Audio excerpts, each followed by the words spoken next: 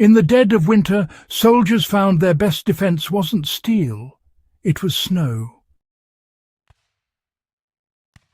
During World War II's Eastern Front, men froze where they stood. Temperatures often dropped below -40 degrees Celsius, and vehicles stalled before reaching the front lines. Steel cracked, engines refused to start, and frostbite crippled more soldiers than enemy bullets. Yet, through ingenuity and, desperation, soldiers discovered that nature itself could provide better protection than any bunker. Snow, the same element that claimed thousands of lives, became a fortress that could withstand artillery fire, conceal entire platoons, and trap heat so effectively that soldiers slept in shirt sleeves while tanks froze solid outside. What started as a desperate improvisation in Finland's Winter War later spread across the Eastern Front, transforming how survivalists and soldiers viewed shelter. The snow shelter that outlasted tanks and artillery wasn't a fluke of nature. It was a lesson in physics, engineering and, pure endurance. It's quite fascinating how snow became one of the most effective wartime building materials. The earliest documented use of snow shelters in modern warfare actually came during the Winter War of 1939 to 1940, when Finnish troops faced overwhelming Soviet forces. Without armour, air cover or heavy artillery, the Finns had to rely on the terrain and weather to their advantage. They built korsu, deep snow-dug shelters reinforced with logs and ice to protect themselves from shelling and aerial bombardment. Unlike traditional dugouts, these snow structures absorb shock instead of reflecting it. Artillery shells that exploded above or near them had their force muffled by layers of compacted snow, which absorbed sound and energy. Where steel bunkers dented or shattered, snow simply reshaped itself. Finnish engineers discovered that 2 meters of compacted snow could neutralize small-caliber artillery fragments, and 3 meters could stop shrapnel entirely.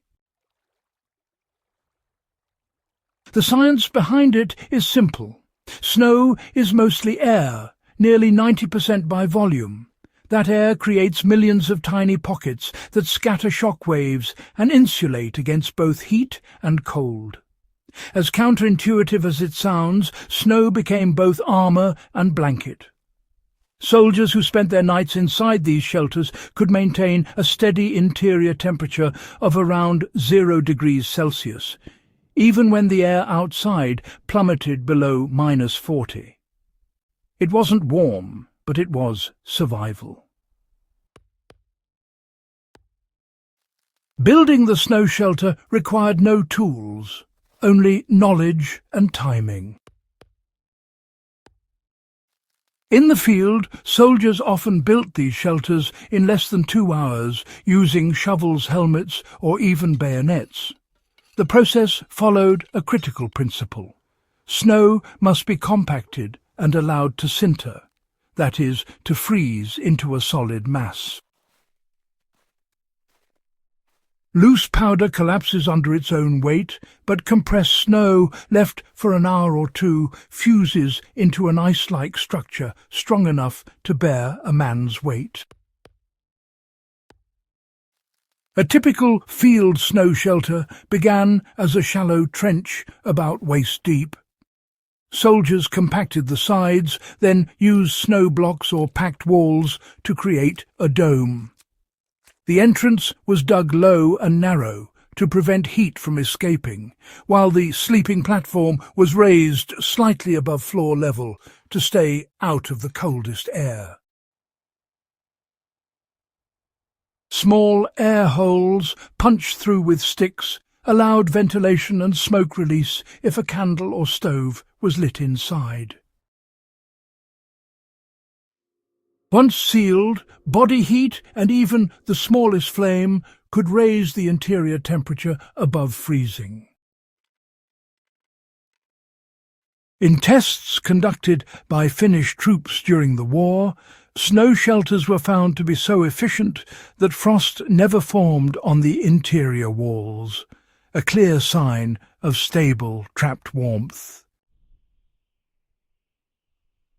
For modern survivalists, this principle remains invaluable.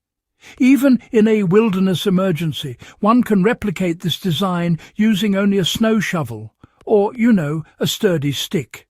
Just compact the snow, shape a hollow, and seal it tight.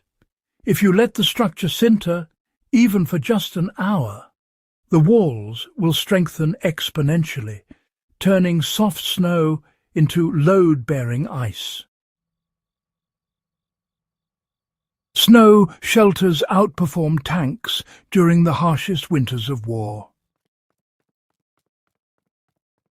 The most striking proof of snow's resilience came during the siege of Leningrad and the Battle of Suomussalmi, where, honestly, temperatures destroyed military machinery faster than enemy fire.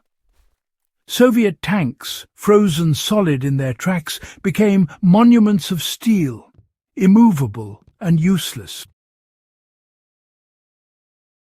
Meanwhile, Finnish ski troops lived for weeks inside snow shelters, hidden meters from the front line, and, undetectable by aircraft or thermal imaging of the time.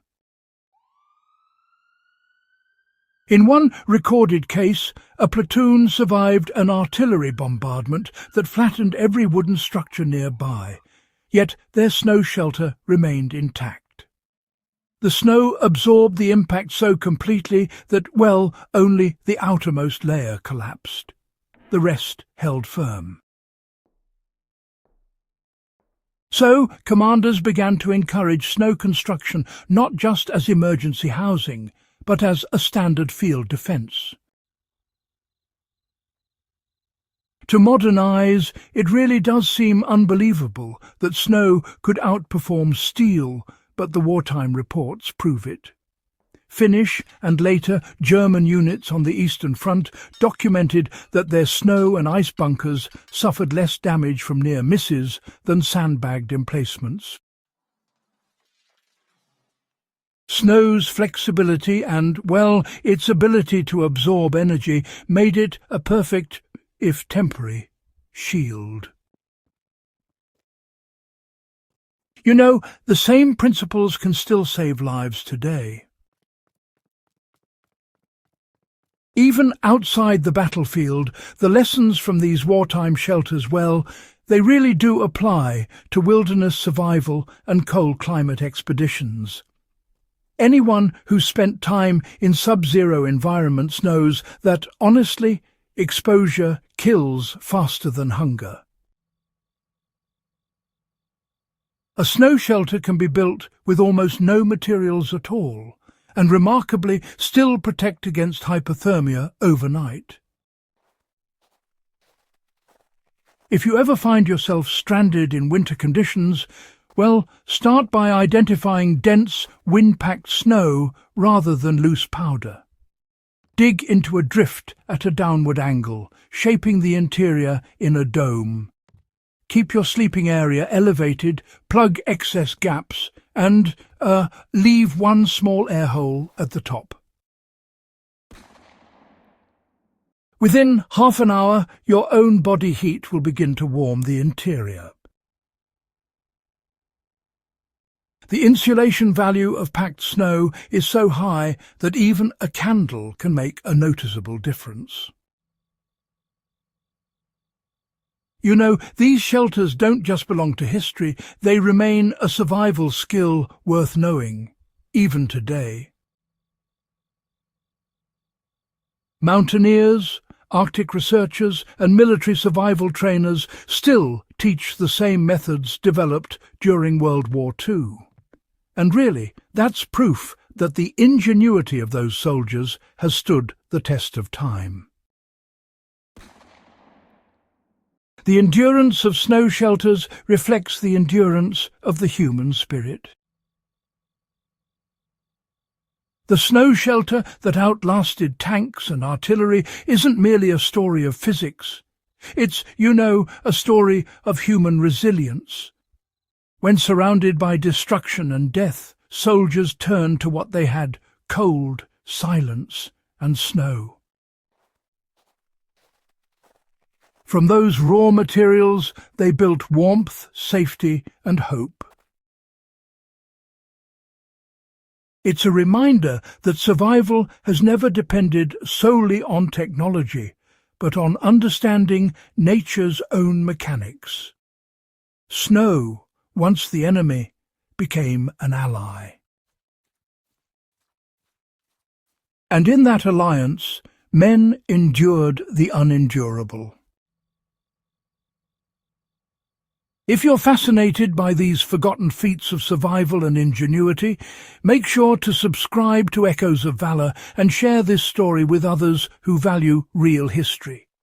The kind written not just in books, but in the frozen ground of battlefields where courage refused to die.